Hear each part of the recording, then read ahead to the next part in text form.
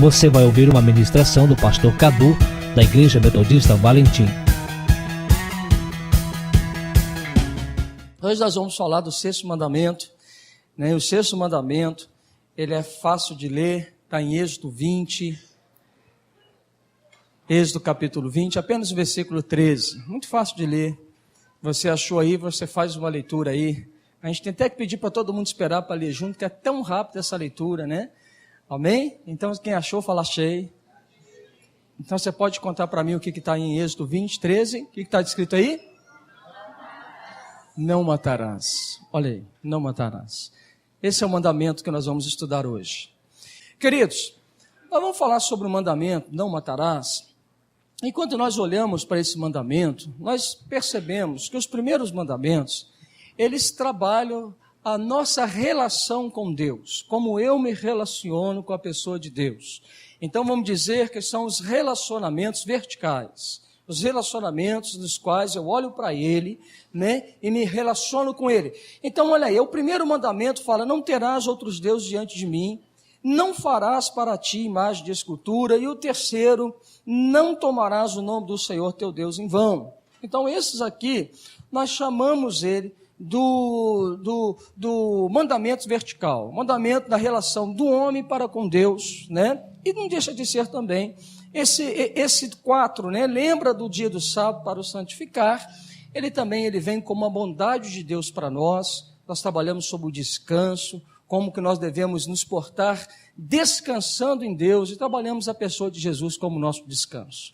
Bom, a partir de então, do versículo 5, nós começamos a olhar os mandamentos que Deus nos deu para a boa convivência, para o bom relacionamento entre nós, entre irmãos, entre família, entre esposo e esposa, na sociedade. Então aqui está as instruções de Deus para viver bem em comunidade, em relacionamento.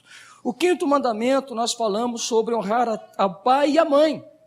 E nós ministramos então sobre como ter uma família abençoada, como ser uma família onde a presença de Deus ela esteja ali presente, a bondade de Deus sendo liberada sobre nós, e a gente conseguindo viver bem, né, entre os cônjuges, entre os nossos filhos. Foi uma bênção essa ministração. Todas essas ministrações, inclusive, você pode ouvi-las de novo acessando o nosso site, www.metodistavalentim.com.br, está disponível lá. Você vai dar uma clicada e você vai ouvir novamente essa ministração. Você, líder de célula que perdeu a ministração, eu não pude estar naquele culto, né? Mas está lá disponibilizado no nosso site. Você pode clicar e pode ouvi-la. Aliás, a ministração de hoje também, já na segunda ou no mais tardar na terça-feira, você já tem acesso a ela, tá bom? Então, o sexto mandamento fala sobre não matarás. Bom, a gente sabe que a violência, ela tem crescido. A gente sabe que tem muita gente matando muita gente. A gente quando abre, por exemplo, o jornal, ou assiste o jornal televisivo, ou pegamos a notícia através da internet, o que não falta são notícias referentes a homicídios. E a cada um, assim, até mais assim, né, parece que eles competem entre eles, né, qual será o pior. A gente está vendo aí o pai matando o filho, a mãe matando os filhos, a gente está vendo os namorados matando as namoradas, né? Recentemente, parece que teve aqui em Muriaé, né, a respeito de mataram, né, assassinaram uma avó. Então a gente tem aí uma sorte, né, uma gama, melhor dizendo, de notícias cruéis e violentas. Então existe uma dimensão de nós matarmos fisicamente a pessoa. Então, sobre isso, eu acho que nós já temos um entendimento. Sobre esse matar, tirar a vida física de alguém, é muito fácil de entender. Então, nós não vamos nos ater necessariamente sobre isso, sobre a questão do homicídio. Não é verdade? Eu queria trabalhar com vocês nesta noite uma outra maneira de cometer o assassinato. E essa outra maneira é quando nós assassinamos pessoas em nosso coração. E principalmente a respeito de uma palavra que eu quero ministrar ao seu coração, que é a palavra da inveja. A inveja tem o poder de nos tornar assassinos. Então eu queria falar com você hoje um pouquinho sobre inveja, sobre o assassinato que o invejoso ele acaba cometendo ao coração. Mas, antes de entrar aqui, só para reforçar, eu me lembro que quando nós pastoreávamos a igreja metodista no Espírito Santo, e vivendo ali no Espírito Santo há 5 anos, né, Eric, que nós vivemos no Espírito Santo, era muito comum naquela região questões referentes a homicídio. Me lembro que muitos dos impactos que nós fazíamos, pessoas vinham desesperadas a confessar pecado para a gente. Eles diziam assim, olha pastor, eu tenho que confessar um pecado para você. Mas qual o pecado? Eu falei assim, não, olha, eu já matei 3. Aí de repente eu falo assim, não pastor, eu esqueci de mais um. Na verdade são 4. E é ali do povo do Espírito Santo, pelo menos com a turma que nós convivemos. Então, eu queria dizer a você o seguinte, para não dizer que nós falamos para eles. A igreja, ela recebe muita gente. E muita gente que vem para a igreja, ela traz consigo os seus passados, que talvez não são passados redimidos. E esse passado sem Jesus, nós cometemos vários pecados e desviamos de tudo quanto é maneira dos caminhos do Senhor. Existem aqueles que adentram dentro da igreja, que eles vêm com um passado ainda não redimido de assassinato. E é um passado que precisa ser redimido. O pecado precisa ser confessado. O pecado precisa ser, trabalhado. Porque uma das questões de quem comete, por exemplo, o homicídio, essa pessoa ele tem síndrome de perseguição. Ele não consegue se estabelecer em muitos lugares. Ele acha que todo mundo persegue, que todo mundo quer o mal. Ele não consegue viver em paz. Geralmente um homicida, ele é uma pessoa assim muito brava, de estupim muito curto. Eu acredito que nem estupim ele tem, e leva as pessoas para o caminho da criminalidade. Então esse é um histórico de pessoas que trazem consigo uma história, de assassinato, de homicídio. Mas olha só, vamos olhar então para a palavra do Senhor, e eu queria que você pudesse abrir em Tiago 4, versículo 1 a 2, amém? Mateus vai nos auxiliando aqui. Então, nós vamos lá em Tiago, capítulo 4, versículo 1 e 2, amém? Se você encontrou, você diga glória a Deus. Amém. Olha que texto interessante, ele fala assim, na verdade ele faz uma pergunta, ele fala, de onde procedem guerras e contendas que há entre vós? Então, o contexto que nós temos aqui é um contexto de contenda e um contexto de guerra. As pessoas não estão se entendendo, elas estão em pé de guerra umas com as outras. Aí ele dá a resposta, de onde senão dos prazeres que militam na vossa carne? Cobiçais e nada tendes, matais e invejais, e nada podeis obter. Viveis a lutar e a fazer guerras, nada tendes, porque não pedes. Então a gente começa a perceber que o homem, os assassinatos, os homicídios, eles nascem, brotam do nosso próprio coração. Antes do ato ser feito e consumado, o assassinato brota em nosso coração. O matar, o perjuriar, o invejar, o querer mal, ele brota no nosso coração. E do nosso coração, então, que brotou, ele pode se tornar a ação. Então, eu posso manifestar aquilo que o meu coração está cheio. Então, no coração de um homicida, está cheio de violência. No coração de um homicida, está cheio de inveja, cheio de feridas, cheio de iras, possivelmente cheio de injúrias sofridas, cheio de situações pelas quais ele passa. Então aquilo tudo ali vai se amontoando dentro do coração desta pessoa, e ele vai nutrindo sentimentos e vai nascendo intenções de então matar pessoas. Ah, pastor, mas eu nunca matei. Mas quem aqui, quem nunca pensou em matar alguém, atira a primeira pedra, Quem nunca pensou em assassinar alguém fisicamente, quase que a gente tem que falar assim, atira a primeira pedra, Quem nunca pensou em matar ninguém? E geralmente esse sentimento ele brota porque nós fomos feridos, maltratados. Então nós queremos fazer o quê? Justiça com as nossas próprias mãos, não é verdade? Então, aonde que está o problema? O problema está no coração das pessoas, está no meu, está no seu coração. Então, Tiago, ele nos ajuda a entender isso. Porém, vamos abrir outros textos, vamos perceber outros textos sobre tudo aquilo que ele nos fala. Lá em Mateus, no capítulo 23 de Mateus, nos diz também algo muito interessante sobre essa questão da inveja.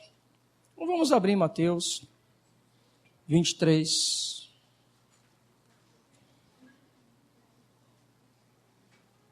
De 1 a 11. Eu vou ler esses textos e nós vamos ministrar sobre eles, tá? Então, Mateus está aqui, 23, de 1 a 11. Está falando assim: então falou Jesus às multidões e aos seus discípulos. Na cadeira de Moisés se assentaram os escribas e os fariseus. Fazei e guardai, pois, tudo quanto eles vos disserem. Porém, não os imiteis nas suas obras, porque dizem e não fazem. Atam fardos pesados e difíceis de carregar, e os põem sobre os ombros dos homens. Entretanto, eles mesmos nem com o dedo querem movê-los.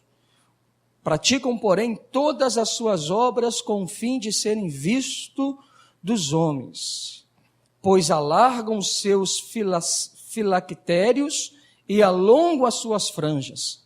Amam o primeiro lugar nos banquetes e as primeiras cadeiras nas sinagogas, as saudações nas praças e os serem chamados mestres pelos homens.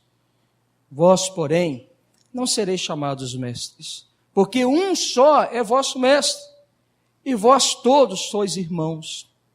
Ninguém sobre a terra chameis vosso Pai, porque só um é vosso Pai, aquele que está nos céus. Nem sereis chamados guias, porque um só é o vosso guia, o Cristo. Mas o maior dentre vós será vosso servo.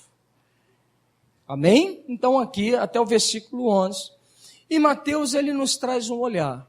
Mateus está olhando para a classe de pessoas religiosas, os mestres, aqueles que ensinam na sinagoga, aqueles que conhecem a palavra, o Torá, a palavra revelada de Deus. Mas Jesus está dizendo o seguinte: sobre tudo aquele que eles estão falando, pode levar em consideração, porque eles falam a palavra de Deus. Mas sobre tudo aquilo que eles fazem, não os copiem. Porque o testemunho que eles têm apresentados é um testemunho muito distante da palavra que ele tem levado ao coração de vocês. Então Jesus está dizendo o seguinte: essa turma eu repreendi, essa turma eu não aprovo, essa turma eles querem aparecer, eles colocam as melhores roupas, eles gostam de ter as suas posições, eles gostam de ter os melhores lugares, eles gostam da bajulação das pessoas, por isso eles fazem um tudo para que eles sejam reconhecidos no meio da multidão.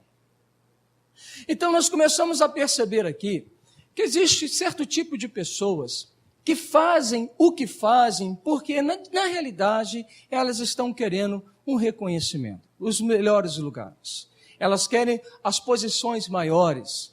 Elas desejam ser aquelas pessoas que todo mundo diga bem dela. Então, nós estamos olhando uma distorção do coração de algumas dessas pessoas. O interesse pelos primeiros lugares. E Jesus começa a entregar uma chave para eles. Ele fala assim: mas o maior dentre vós será o vosso servo. E Jesus começa a trabalhar com os discípulos sobre quem é maior. Porque, vamos ser sinceros, há no nosso coração um desejo de sermos maior. Há no nosso coração um desejo de estarmos em evidência. Há no nosso coração um desejo de se mostrar. Não é verdade? Por exemplo, situações simples. Não vou dizer que aqui é pecado, mas umas situações simples. Mas a roupa que você veste, não é verdade? O carro que você anda, a casa que você compra, o estabelecimento que você tem, a oferta que você dá, as ações que nós fazemos em grande soma, elas estão interessadas, nosso coração interessado em sermos reconhecidos e ocupar os maiores lugares, os melhores lugares. É quase assim, a gente vive uma competição. quem vai ser o melhor da gente, quem vai conseguir mais, dentro da linguagem do discipulado. Acontece dentro dos próprios corações dos próprios discípulos, qual discípulo que vai multiplicar mais, qual discípulo que vai ganhar mais filho, qual célula que tem mais gente, não é verdade? E a gente começa a perceber o seguinte, o nosso coração, de uma certa forma, quer essas coisas. Está querendo reconhecimento. E muitas das vezes nós fazemos o que fazemos porque queremos reconhecimento. O que acontece com pessoas que fazem o que fazem por reconhecimento, quando não tem um reconhecimento? O que acontece, gente? O que acontece, Júnior? Se você vive uma vida inteira para ser reconhecido, ou seja, pelo seu pai, pela sua esposa, pelo seu filho, pelo seu pastor, eu faço muita coisa porque eu quero um reconhecimento, e de repente esse reconhecimento não vem sobre você, Júnior. O que geralmente acontece com esse tipo de pessoa? Ele fica frustrado, ele revolta-se no coração, não é verdade? Ele revolta no coração. E aí, nasce os pequenos delitos do nosso coração, os assassinatos que nós vamos praticando no coração.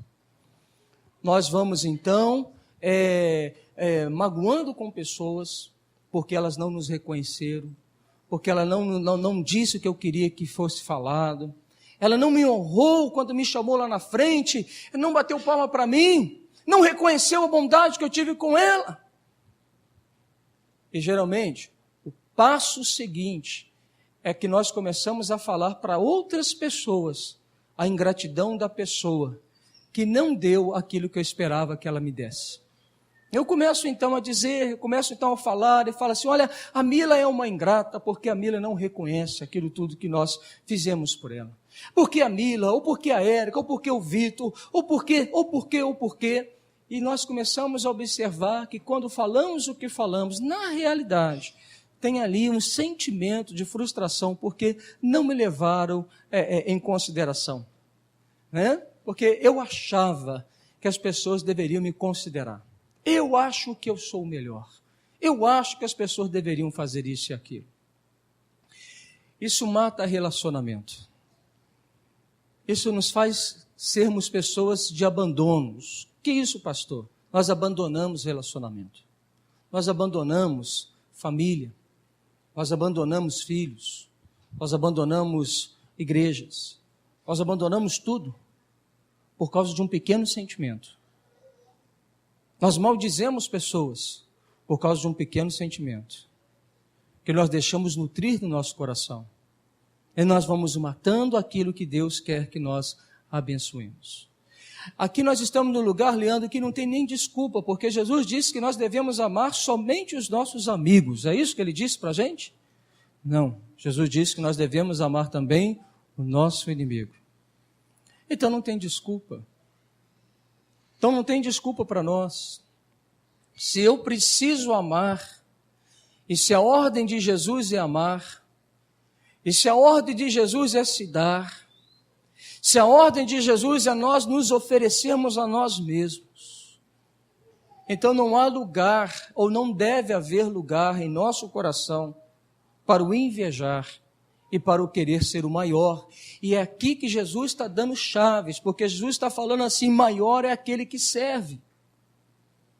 Então, na ótica de Jesus Cristo, ele olha para mim, olha para você e vai dizer o seguinte, quem é o maior da igreja metodista em Vila Valentim? Aí você pode pensar, é o pastor porque ele é pastor. Não, o maior é aquele que serve. O maior é aquele que ama todos. O maior é aquele que se importa com todos. O maior é aquele que está disponível para servir a todos. O maior é aquele que se deixa gastar na obra, sem buscar reconhecimento de homens. Mas é porque o coração dele pulsa amor. É porque o coração deste homem, o coração desta mulher, ele vive de gratidão para um Deus que é bom. Então esse vai se tornar o maior. Então Deus vai olhar, ele vai dizer assim, esse é o maior, e eu posso te dizer uma coisa, o maior pode ser uma criança. O maior pode ser um jovem, pode ser um idoso. Não tem faixa etária, não existe posição que nos faz ser maior. no reino de Deus, o maior é aquele que serve, aquele que se dá, aquele que se doa, aquele que é abençoador de muitos. Que tremendo, que chave gostosa. Existe um outro texto, vamos lá para Marcos agora, Marcos capítulo 10. Marcos capítulo 10,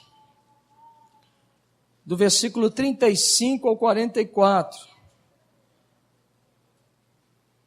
Olha só, olha o coração da turma, olha o que eles estão querendo. Vamos ver lá.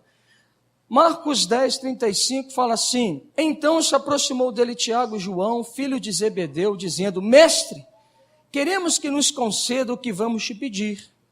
Ele lhes perguntou: Que quereis que eu vos faça? Responderam: Permite-nos que na tua glória nos assentemos, um à tua direita e o outro à tua esquerda. Mas Jesus lhe disse: Não sabeis o que pedes. Podeis vós beber o cálice que eu bebo ou receber o batismo com que eu sou batizado? Disseram-lhe: Podemos. Tornou-lhe Jesus: Bebereis o cálice que eu bebo e recebereis o batismo com que eu sou batizado? Quando, porém, ao assentar-se à minha direita ou à minha esquerda, não me compete concedê-lo, porque é para aqueles a quem está preparado. Ouvindo isto, indignaram-se os 10 contra Tiago e contra João. Olha, eles estão indignados com Tiago e com João. Será por quê? Mas Jesus, chamando-os para junto de si, disse-lhes: Sabeis que os que são considerados governadores dos povos têm-nos sobre seu domínio, e sobre eles os seus maiorais exercem autoridade. Mas entre vós não é assim. Pelo contrário, quem quiser tornar-se grande entre vós, será esse o que vos sirva.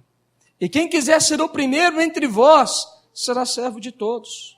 Pois o próprio Filho do Homem não veio para ser servido, mas para servir e dar a sua vida em resgate por muitos.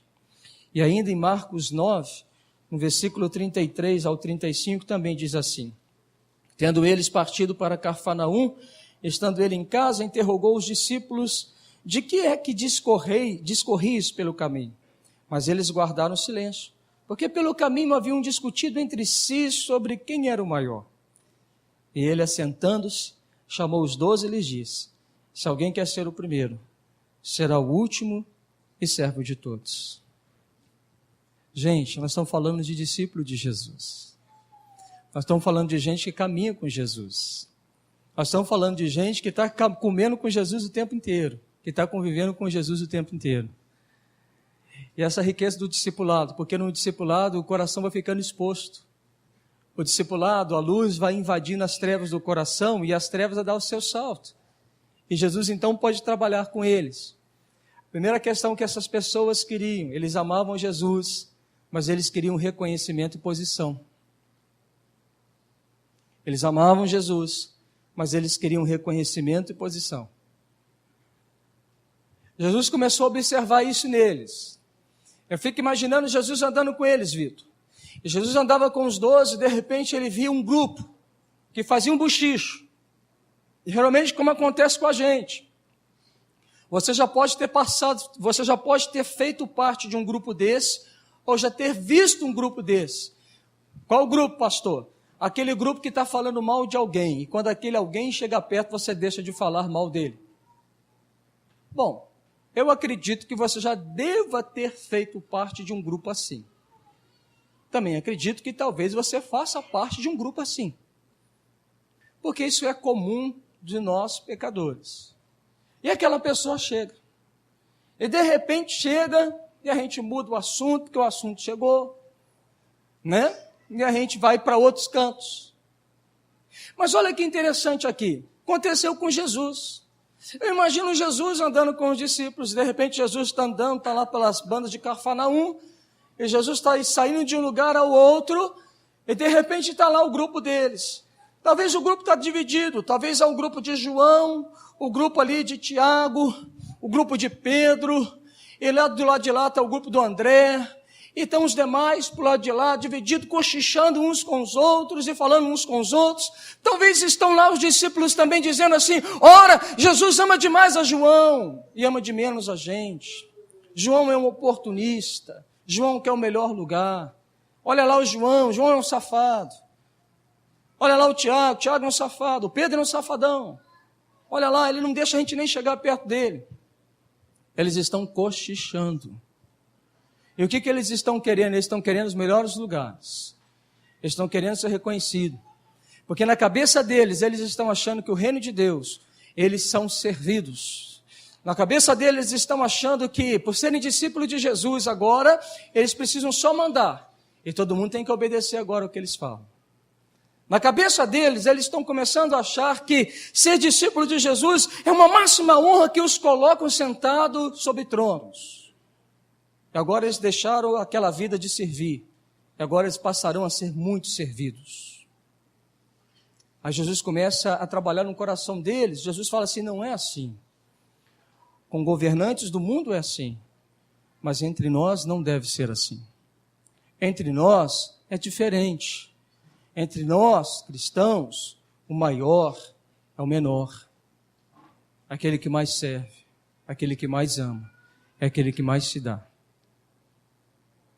Eu fico imaginando o seguinte, aquele que se faz o menor de todos, ele não tem um coração que se deixa ensoberbecer, ele não tem um coração que vai se deixar irar-se, porque ele se faz o menor de todos, porque ele não vive buscando glória para ele. Então, se alguém começa a falar bem ou começam a falar mal dele, tanto faz, porque tudo que ele faz para o Senhor, porque o coração dele está em Deus. Então, aquilo que as pessoas fazem para ele ou fazem contra ele, não altera o seu comportamento de ser o maior, porque é o maior dos pequenos. Porque o coração dele é um coração limpo em Deus. Então, esta pessoa é uma pessoa que vai viver bem. Gente, vamos ser sinceros, por que a gente começa a ter dificuldade de andar com um e com o outro? Por que a gente começa a ficar nervosinho com um e com o outro? É porque num determinado momento que nós caminhamos com a pessoa, nós julgamos que ela não fez aquilo que nós queríamos que ela fizesse. E isso mexe com a gente de tal maneira que nós divorciamos das pessoas. Nós anulamos as pessoas e matamos as pessoas. Por que, meu irmão, minha irmã, as pessoas sofrem? Por que as pessoas estão sofrendo de depressão? Por que as pessoas estão sofrendo de ansiedade? Por que as pessoas sofrem como elas sofrem? Porque o coração dessas pessoas se deixam arredar por situações de pessoas que fizeram ou deixaram de fazer na vida delas. Como o pastor Eurípides disse quando esteve aqui, porque nós achamos que as pessoas são os nossos devedores. Então nós andamos machucados, feridos e felinos, ferindo a muitos. Por quê? Porque na realidade nós estamos querendo os maiores ou os melhores lugares.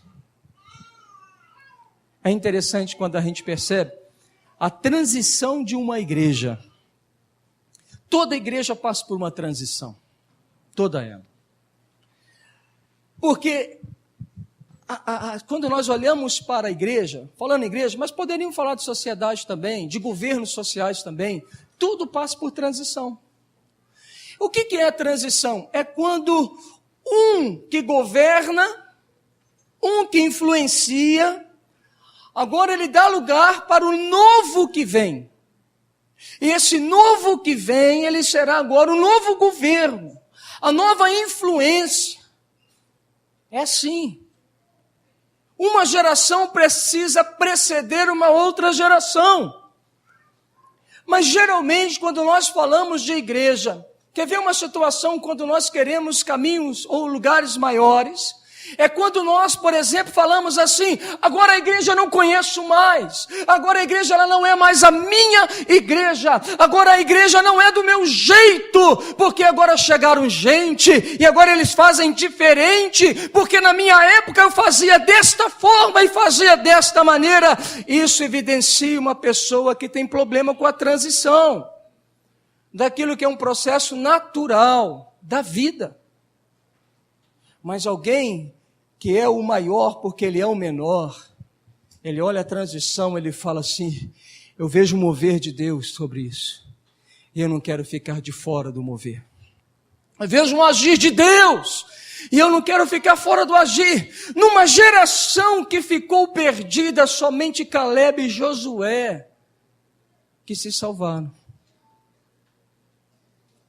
Mas uma geração que não entendeu uma transição de deserto para Canaã, morreu no deserto. A gente precisa entender as transições da vida. Porque se nós não entendermos isso, o nosso coração vai se tornar invejoso. E nós vamos querer assassinar o mover de Deus para esta geração e para a geração vindoura. Então eu destacaria nesse texto os assassinos de uma geração, porque não compreendem o mover de Deus e se anulam em serem participantes deste mover. E por inveja, eles assassinam, querem assassinar o mover do Espírito. Assassino de uma geração. Vamos lá um pouquinho mais. O texto de Mateus e de Marcos, então, 9, ele fala, quer ser o primeiro, seja o último e seja o servo de todos. Sirva a todos. A cada dia eu me convenço que não dá para a gente falar de cristianismo se nós não amarmos gente. Hoje pela manhã no batismo, eu sei que eu estou ficando repetido, mas que bom, a repetição ela faz bem. Até que você já saiba as palavras que eu vou falar antes de eu dizê-las. Esse é meu propósito. Quando eu chegar aí, eu cheguei no propósito que eu quero. Mas nós pregamos hoje pela manhã e falamos que o papel da igreja é lidar com gente. Não tem como dimensionar a igreja numa outra ação que não seja lidar com gente. Não tem como a gente dimensionar o coração de Deus, a não ser um coração que se importa com gente. Então a igreja, ela tem que ganhar gente, ela tem que salvar perdido, ela tem que curar os enfermos, ela tem que se importar com pessoas.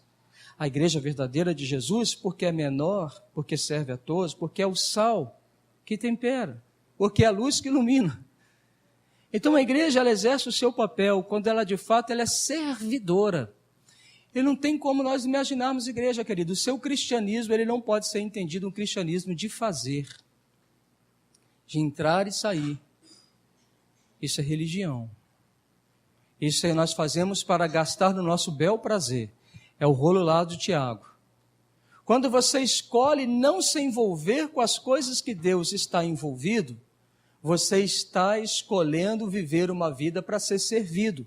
E você anda tão irritado, e você fecha o seu coração para essas coisas porque você irritou de tal maneira porque as pessoas não fazem aquilo que você quer que elas façam. E você agora se tornou partidário, contrário a um mover. Por quê? Porque não fizemos o que você quer que nós fazemos. Você anulou o seu coração, feriu o seu coração, e você assassinou e divorciou no seu coração pessoas, relacionamentos e o mover do Espírito.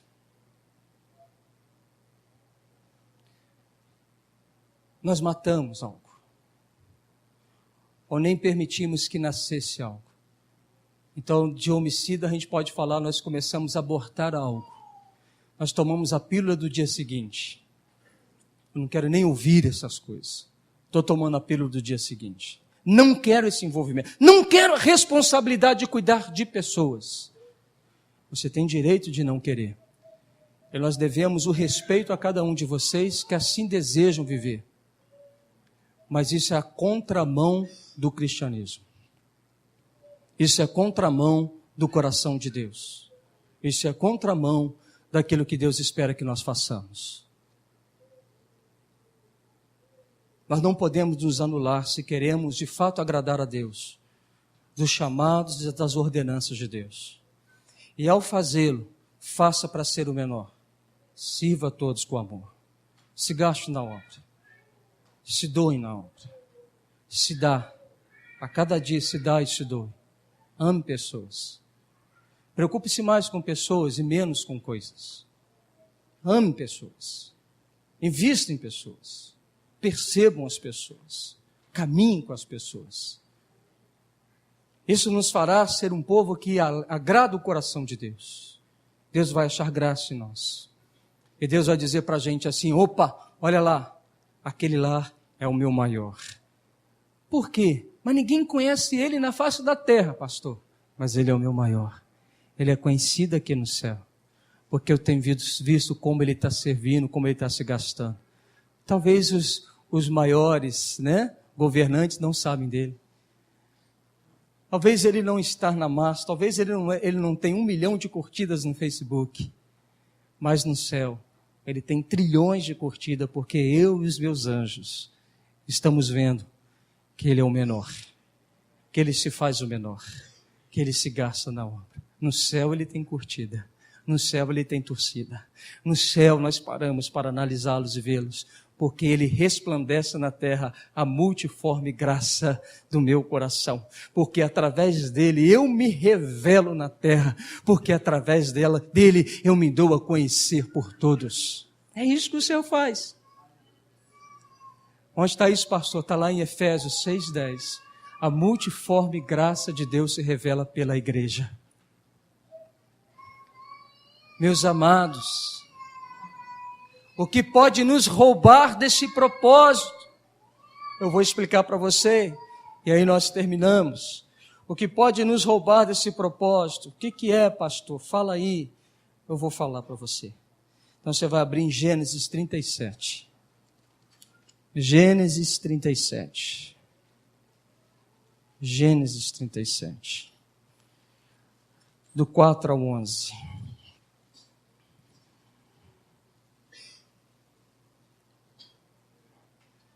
Nós vamos ouvir a história de José. Gênesis 37, do versículo 4 ao 11, diz assim: Vendo, pois, seus irmãos que o pai o amava mais que a todos os outros filhos, odiaram-no. E já não poderiam falar pacificamente. Os irmãos estão odiando José. Eles não conseguem ver José sendo reconhecido pelo pai. E eles excluídos. Eles estão odiando ali José. Aí José, para piorar, ele teve um sonho.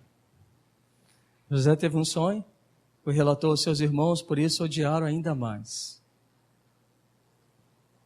Ele disse: Rogo-vos, ouve este sonho que tive. Atávamos feixes no campo, e eis que o meu feixe se levantou e ficou em pé. Os vossos feixes o rodeavam e se inclinavam perante o meu. Então lhe disseram seus irmãos: Reinarás com efeito sobre nós? E sobre nós dominarás realmente? Com isso tanto mais o odiavam por causa dos seus sonhos e de suas palavras. Teve ainda outro sonho e referiu aos seus irmãos, dizendo: Sonhei também que o sol, a lua e 11 estrelas se inclinavam perante mim. Contando a seu pai e a seus irmãos, repreendeu o pai e lhe disse: Que sonho é esse que tiveste? Acaso viremos eu e a tua mãe e os teus irmãos a inclinar-nos perante ti em terra?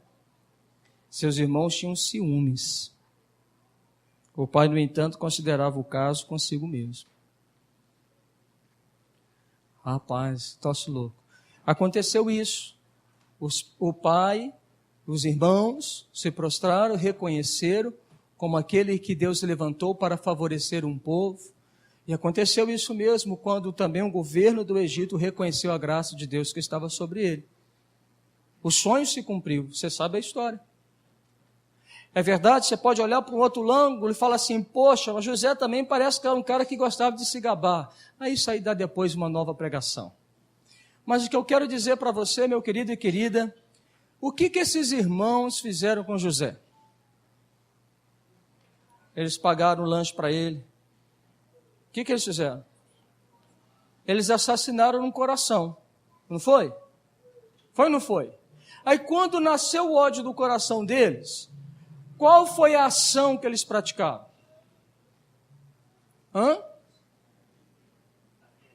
Oi? Vamos dar fim a ele. Aí o que aconteceu com José, gente? Venderam José. E qual foi a história que contaram para o pai? Ele morreu. Veio umas feras do campo, o comeram, ele morreu. Seu filho querido pai morreu. Aí você fala assim: meu Deus. Mas quando é que ele morreu, gente? Quando foi que ele morreu? Ele morreu quando os seus irmãos não o consideravam mais como tal. Ele morreu quando os seus irmãos se envenenaram do ciúme e se tornaram invejosos. Caim também entra na cena. Caim mata o Abel por quê? Porque Deus olhou para a oferta de Abel e se agradou. E não se agradou da oferta de Caim. O coração de Caim se inflama de inveja. Ele mata o seu irmão. Vamos para o campo. E ele mata o irmão. Meus queridos, a inveja e o ciúme, você pode achar que ela é um sentimento pequeno. Você pode até achar que isso não causa grandes danos, mas eu estou aqui para te dizer que a inveja e o ciúme cometem assassinatos, matam pessoas, matam sonhos de Deus. Porque o homem cobiçoso, a mulher cobiçosa, o homem ciumento, a mulher ciumenta, o homem invejoso, a mulher invejosa, eles assassinam pessoas, podendo ser até fisicamente. Mas se não fisicamente, internamente nós já matamos. Internamente nós já assassinamos. Pastor, qual o pecado que eu estou cometendo? De um homicida. Deus, ao olhar para mim, Deus olhar para você e se encontrar tal pecado, Deus nos vê como homicidas. 1 João 3,15, põe para mim aqui, 1 João 3,15. Vamos ver se é assim que Deus nos vê. 1 João 3,15. 1 João 3,15. É quando o sucesso do meu irmão me prejudica. É quando a bênção que Deus dá ao meu irmão não me traz alegria. E eu fico assim, eu queria ter aquilo lá que ele tem. Eu quero ter aquilo lá que ele tem. Nós sofremos, gente. Nós sofremos. Porque nós queremos nos nivelar à medida daquilo que o outro tem ou deixa de ter. E a gente começa a querer viver a vida que o outro tem. E a gente nunca se satisfaz. É como a sepultura, nunca se satisfaz. Todo aquele que odeia seu irmão é assassino. Ora, vós sabeis que todo assassino não tem a vida eterna permanente em si. Esse é um daqueles pecados que às vezes a gente acha que não tem. Esse é um daqueles pecados que a gente acha que pecado é só fumar, beber, prostituir. Também é. Mas esse é um dos pecados que nos faz assassinos diante de Deus. Quem que você já assassinou no seu coração? Quais pessoas você já matou no seu coração? Quais pessoas você deixou de se relacionar com ela por inveja, por ciúme?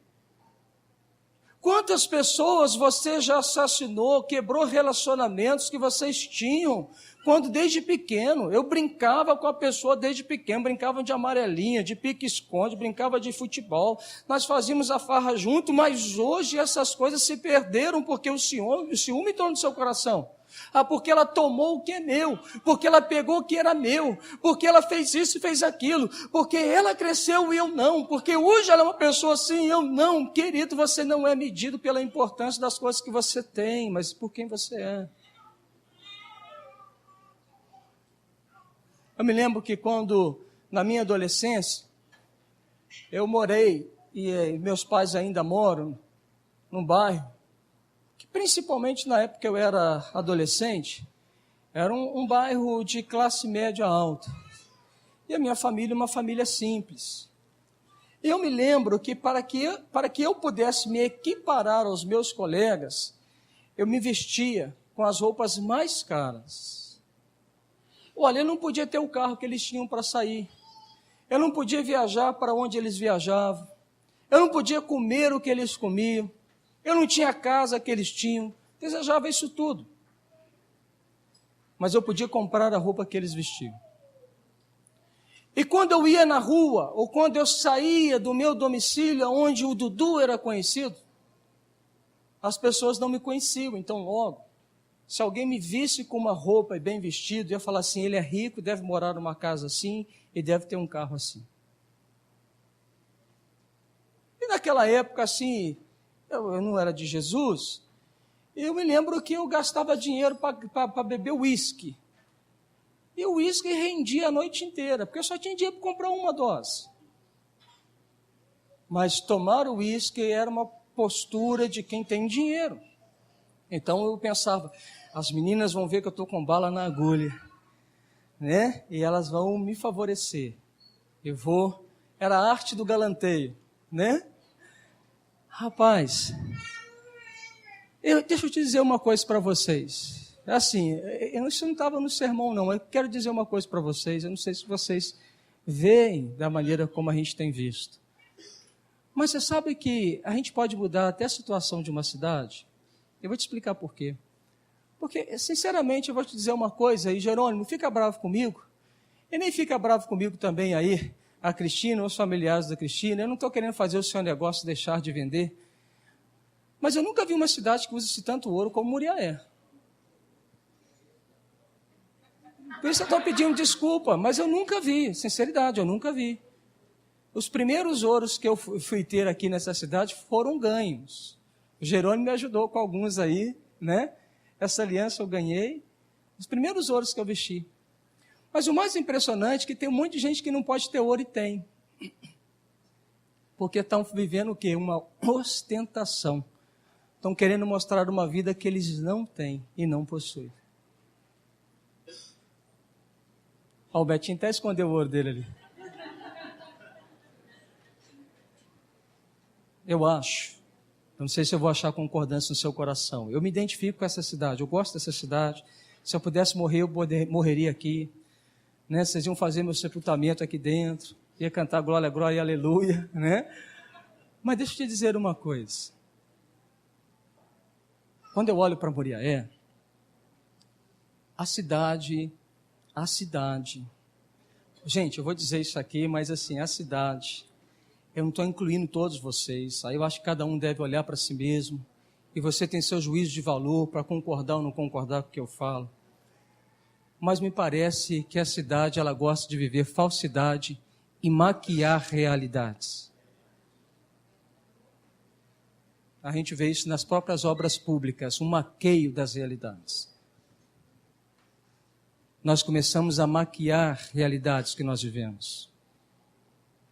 Nós somos o povo que gostamos da ostentação, sem poder ter o que temos. Você sabe o que isso faz com a igreja? É porque nós nos tornamos uma igreja soberba que quer ser servida e não quer servir ninguém. Isso nos ensoberbece de tal maneira que a gente fala o seguinte, é melhor eu dar dinheiro do que eu fazer algo. Porque eu pago alguém para fazer para mim o que você deveria fazer. Essa é uma leitura que eu faço, analisando a nossa cidade de Muriaé, analisando o nosso povo.